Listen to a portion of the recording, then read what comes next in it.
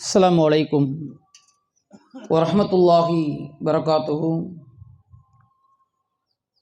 அல்ஹம்துலில்லாஹ் நஹ்மதுஹு வ நஸ்தஈனுஹு வ நஸ்தக்ஃபிருஹு வ நஅஊது பில்லாஹி மின் ஷுரூரி அன்ஃபுஸினா வ மின் ஸய்யிஆத்தி அமாலினா. மை யஹ்தியல்லாஹு ஃபலா முதில்ல லஹு வ மை யுத்லில்ஹு ஃபலா ஹாதிய லஹு. அஷ்ஹது அல்லா இலாஹ இல்லல்லாஹ் ஷஹது அன்ன முஹம்மதன் அப்துஹு வ ரசூலுஹு அம்மா பாத். யா அய்யுஹன் நாஸ் இத்தகு ரப்பக்கும் அல்லதி ஹலகக்கும் மின் நஃப்ஸி வாஹிதா வ ஹலக மின்ஹா ஸௌஜஹா வ பஸ்ஸ மின்ஹுமா ரிஜாலன் கஸீரன் வ நிஸாஅ வத்தகுல்லாஹ அல்லதி தஸாஅலூன பிஹி வல் அர்ஹாம் இன்னல்லாஹ கான அலைக்கும் ரகீபா.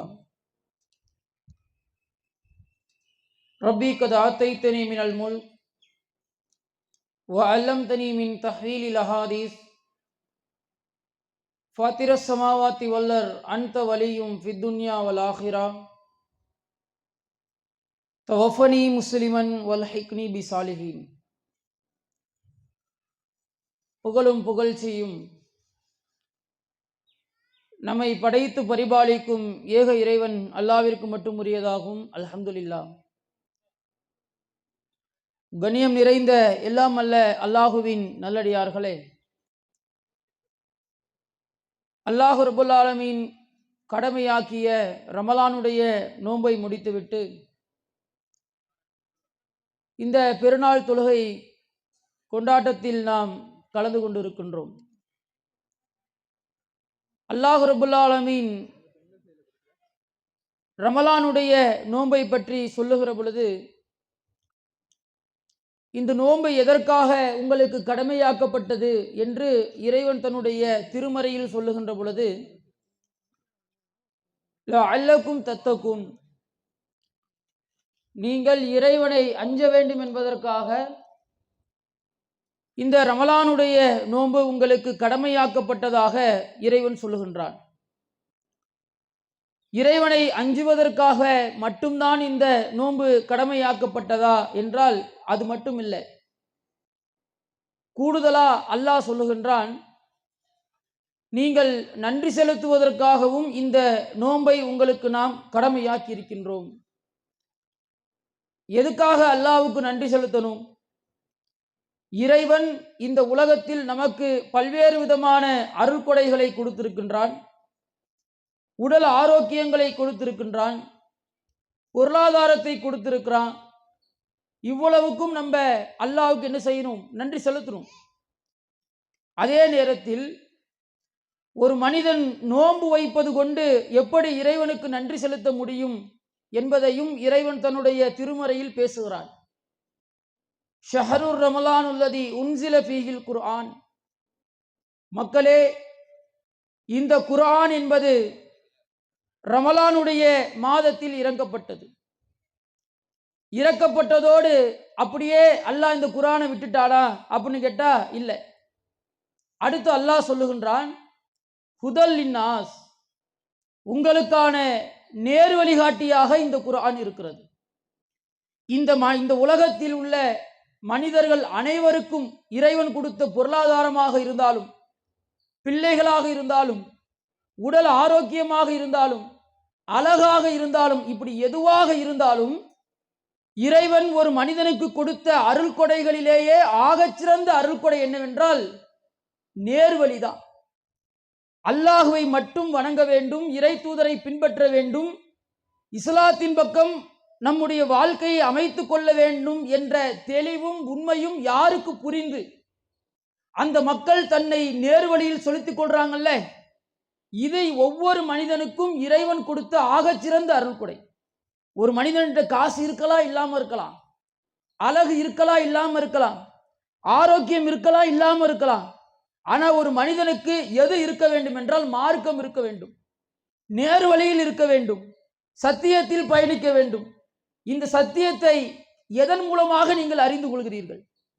அல்லாஹுவை பற்றி, அல்லாஹ்வுடைய தூதர்களை பற்றி, இறைவனுடைய சட்டங்களை பற்றி நீங்கள் எதன் மூலமாக அறிந்து கொள்கிறீர்கள் என்றால் இந்த குர்ஆன் மூலமாக நீங்கள் அறிந்து கொள்கிறீர்கள்.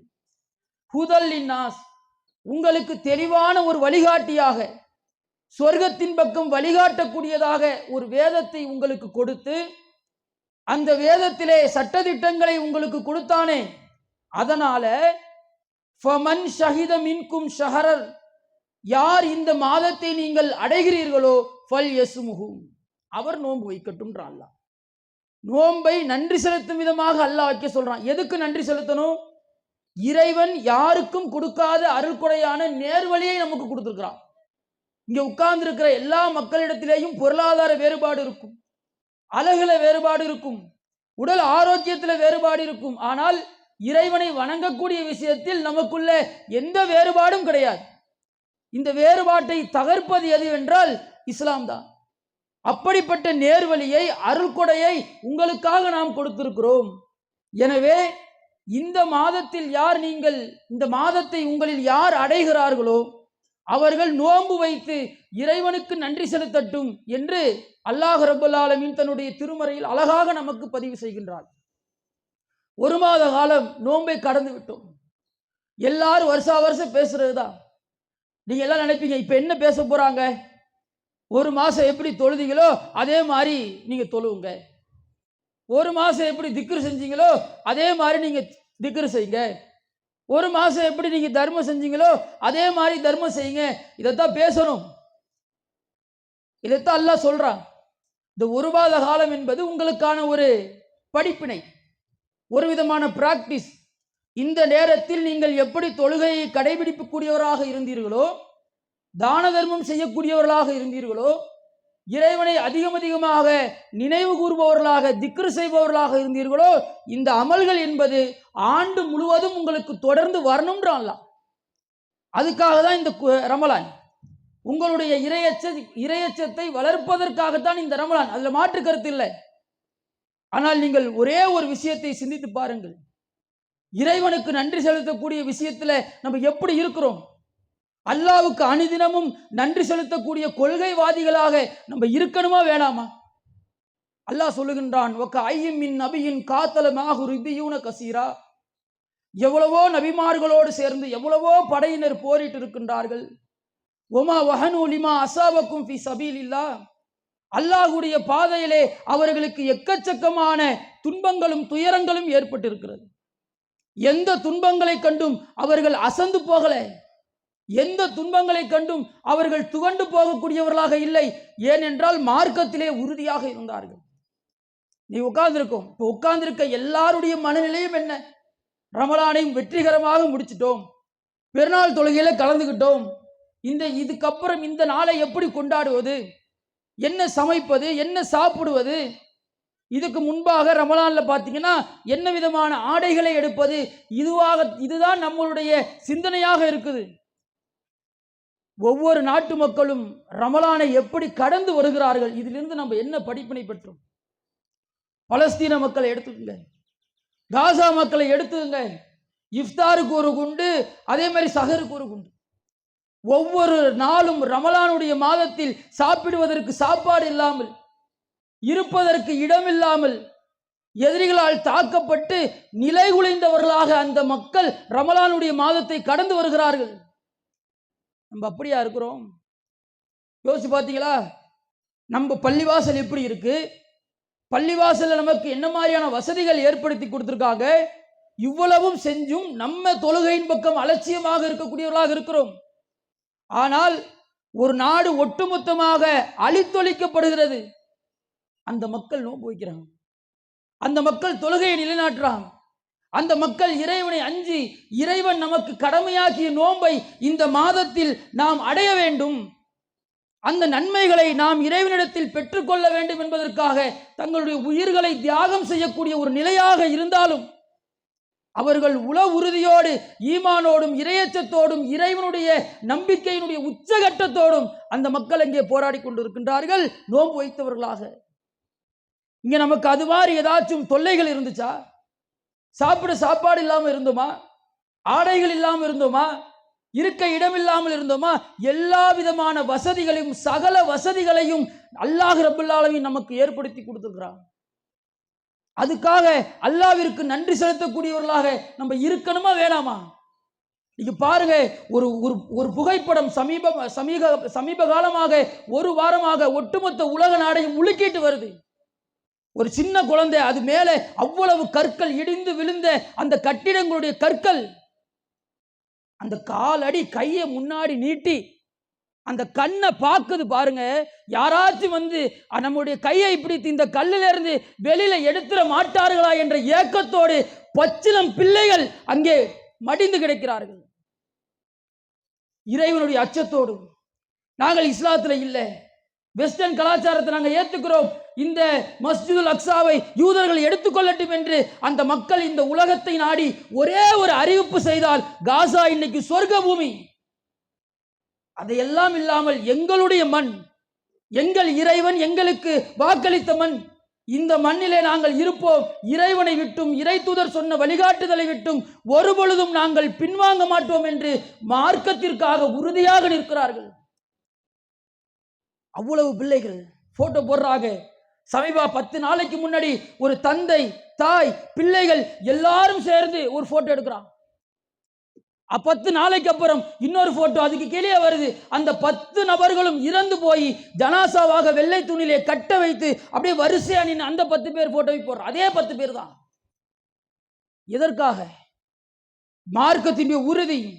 நீ யாரா இருந்தாலும் எவ்வளவு இருந்தாலும் எவ்வளவு ஆயுதங்களை நீ வைத்திருந்தாலும் எங்களுடைய இறைவன் எங்களுக்கு எப்படியாக இருந்தாலும் உதவி செய்வான், எங்களுடைய இறைவன் எங்களை ஒரு பொழுதும் கைவிட மாட்டான் என்ற நம்பிக்கை அந்த மக்களுக்கு மத்தியில் ஆழமாக பதிந்திருக்கிறது.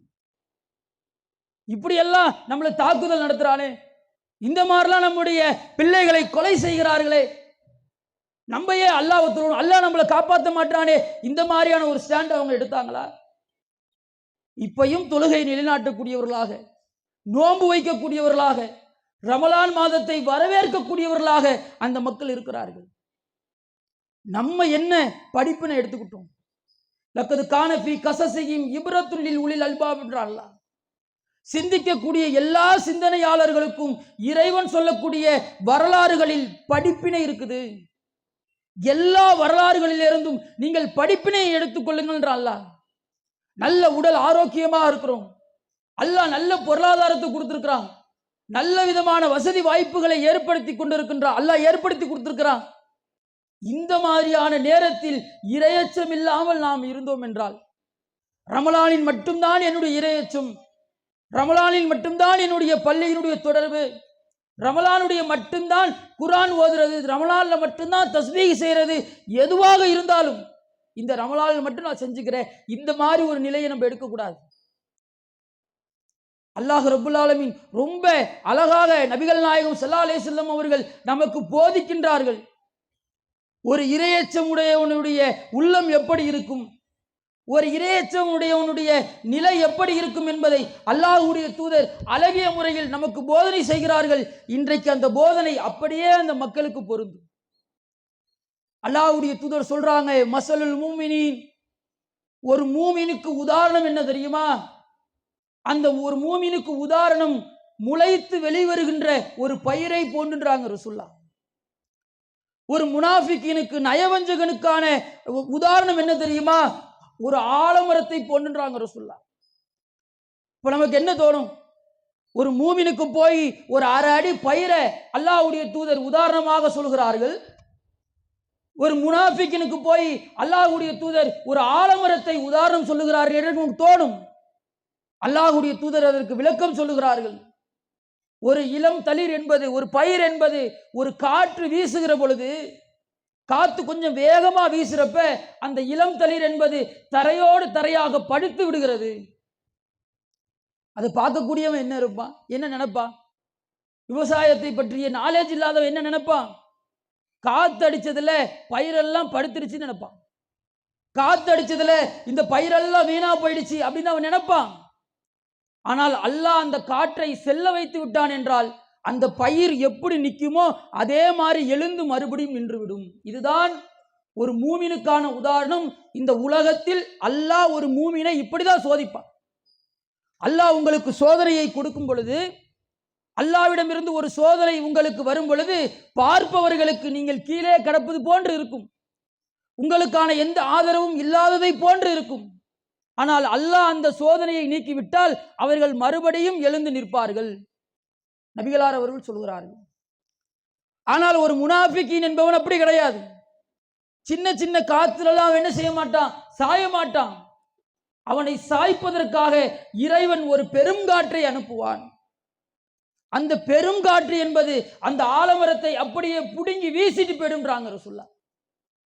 ஆலமரத்தை புடுங்கி வீசினதுக்கு அப்புறம் இந்த இளம் தளிரை போன்ற அந்த ஆலமரம் எந்திரிச்சு நிக்குமா?